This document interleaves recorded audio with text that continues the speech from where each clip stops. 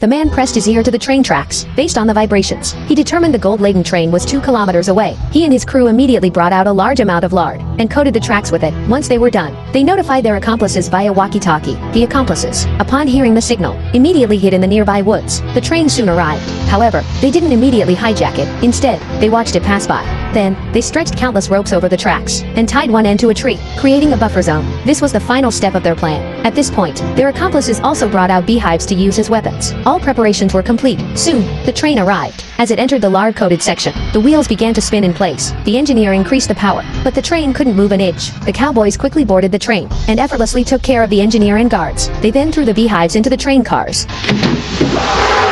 The police inside were defenseless against the bees. Even the lucky few who managed to escape were quickly taken down by the robbers outside. One cowboy released the train steed and then disconnected the car containing the gold. The police inside were still dancing with the bees. The other robbers took the opportunity to jump onto the train car, cheering and celebrating their victory. However, the heist was not over yet. On the other side, the police, having learned that the gold had been hijacked, immediately dispatched a large number of reinforcements. The police on the train, unable to stand the bee stings, jumped off.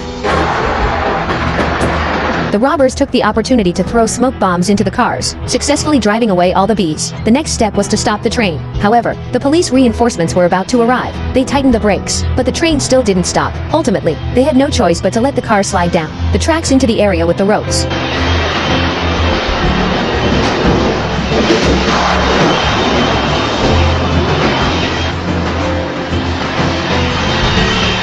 Fortunately, there were enough ropes to successfully stop the car. Everyone frantically began to grab the gold. By the time the police arrived, all that was left was the fallen engineer.